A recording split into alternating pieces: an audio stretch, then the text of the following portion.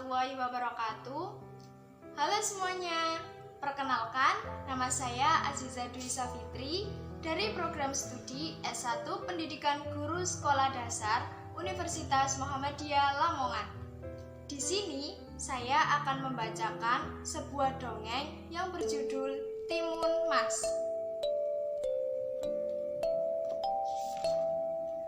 Dahulu kala, hiduplah seorang janda tua yang bernama Mbok Sarni. Ia tinggal seorang diri di lereng sebuah gunung. Setiap hari dia menghabiskan waktunya dengan berladang. Karena Mbok Sarni tidak memiliki seorang anak. Sebenarnya dia ingin sekali mempunyai anak, agar ada sosok yang memberi warna setiap hari dalam hidupnya. Sore itu Mbok Sarni pergi ke hutan untuk mencari kayu bakar. Dan di tengah jalan Mbok Sarni bertemu dengan raksasa penghuni hutan.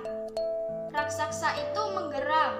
Ia meminta agar Mbok Sarni memberikan anaknya untuk dimakan. Dengan sangat ketakutan, Mbok Sarni mengatakan bahwa dia tidak punya anak. Bahkan ia sangat ingin sekali punya anak. Maka si raksasa memberikan biji mentimun. Tanamlah biji ini di halaman rumahmu. Dan setelah 2 minggu, kamu akan mendapatkan seorang anak. Tetapi ingat, serahkan anak itu padaku setelah usianya 6 tahun. Kata raksasa itu dengan suara menggelegar. Dengan tangan gemetar, Mbok Sarni menerima biji mentimun itu. Ia bergegas pulang. Sesampainya di rumah, segera ia menanam biji mentimun itu di depan rumahnya. Ia merawat tanaman timun itu dengan baik, menyiraminya setiap hari. Mbok Sarni sangat gembira melihat tanamannya tumbuh subur dan berbuah lebat. Setelah hampir 2 minggu, mentimun-mentimun itu nampak sudah siap panen. Tapi Mbok Sarni mendapati ada salah satu buah timun dengan buah yang sangat besar. Namun ada satu buah yang sangat besar dan berwarna keemasan. Mbok Sarni sangat tertarik dengan buah itu. Maka ia memetiknya dan membawa ke rumahnya untuk ia belah.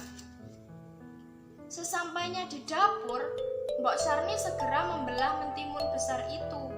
Betapa terkejutnya ia setelah dibelah, ternyata di dalam buah timun raksasa itu berisi seorang bayi merah dengan paras cantik jelita. Ternyata raksasa itu memang tidak berbohong.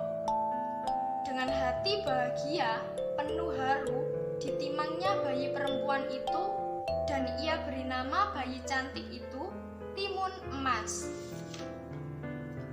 Hari berganti dan kini semenjak kehadiran Timun Emas dalam hidupnya, Mbok Sarni merasa bahagia dan hidupnya semakin berwarna. Timun Emas tumbuh menjadi gadis cantik dan baik pekertinya. Lengkap sudah hidup Mbok Sarni kini tak kesepian lagi. Terlebih sekarang ada yang membantunya mengurus pekerjaan rumah dan di ladang.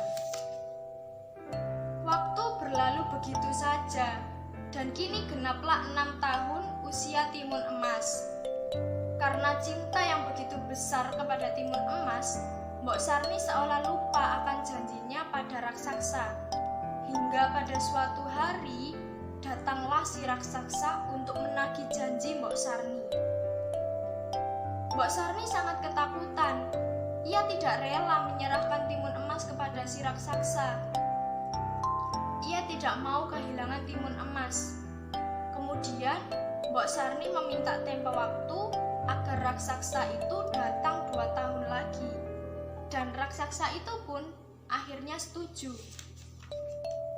Hari berganti sejak kedatangan raksasa itu. Setiap hari Mbok Sarni selalu cemas. Ia tahu 2 tahun bukanlah waktu yang lama. Karena itu, tiap hari Mbok Sarni mencari akal bagaimana caranya anaknya tidak dibawa raksasa. Hingga pada suatu malam, Mbok Sarni bermimpi. Dalam mimpinya itu, ia diberitahu agar Timun Emas menemui petapa di gunung. Keesokan pagi harinya, Mbok Sarni menyuruh Timun Emas untuk segera menemui petapa itu. Setelah bertemu dan menyampaikan maksud kedatangannya, sang petapa kemudian memberinya 4 buah bungkusan kecil yang isinya biji mentimun, jarum, garam, dan terasi. Lemparkan satu persatu bungkusan ini kalau kamu dikejar oleh raksasa itu, pesan petapa itu kepada Timun Emas. Kemudian Timun Emas segera pulang. 2 tahun telah berlalu, dan pagi itu si raksasa kembali datang untuk menagih janji Mbok Sarni. "Wahai wanita tua, mana anak itu? Aku sudah tidak tahan untuk menyantapnya," teriak si raksasa dengan suara menggelegar. Mbok Sarni menangis sedih. Ia tidak mau menyerahkan Timun Emas kepada si raksasa. Karena tidak tega melihat Mbok Sarni menangis terus, maka Timun Emas keluar dari tempat persembunyiannya. "Aku di sini, raksasa. Tangkaplah aku jika kau bisa," teriak Timun Emas. Raksasa pun mengejarnya. Timun Emas terus berlari. Begitupun si raksasa terus mengejar dengan marah. Timun Emas mulai melemparkan kantong yang berisi mentimun. Keajaiban terjadi. Seketika terciptalah ladang mentimun yang lebat buahnya. Raksasa pun terlena. Ia berhenti mengejar dan menikmati buah mentimun di sekelilingnya. Sementara asik menikmati timun, akhirnya si raksasa sadar bahwa tujuan utamanya adalah mengejar Timun Emas. Maka ia kembali mengejar Timun Emas. Raksasa semakin mendekat dan hampir menangkap Timun Emas. Kemudian Timun Emas menaburkan kantong kedua yang berisi jarum. Keajaiban kembali terjadi. Tumbuhlah pohon-pohon bambu yang sangat tinggi dan tajam. Kaki raksasa itu tertancap dan terluka hingga berdarah-darah. Tapi si raksasa terus mengejar Timun Emas. Timun Emas hampir putus asa. Ia sangat ketakutan karena raksasa itu terus mengejar dan selalu bisa lolos dari jebakan.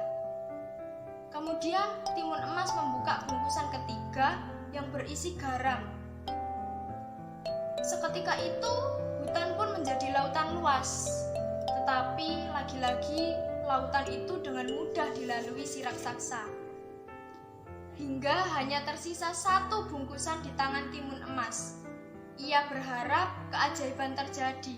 Dengan doa sepenuh hati, Timun Emas akhirnya melemparkan bungkusan terasi. Seketika itu terbentuklah lautan lumpur yang mendidih, dan si raksasa terjebur di dalamnya. Akhirnya raksasa pun mati. Timun Emas mengucap syukur karena ia telah berhasil lolos dari kejaran si raksasa. Pesan moral yang dapat kita ambil dari dongeng Timun Emas adalah setiap masalah pasti ada jalan keluarnya jika kita mau berusaha dan berdoa. Oleh karena itu, saat menghadapi tantangan atau rintangan, kita harus terus berusaha dengan seluruh kemampuan untuk bisa mengatasinya. Demikian dongeng Timun Emas dari saya.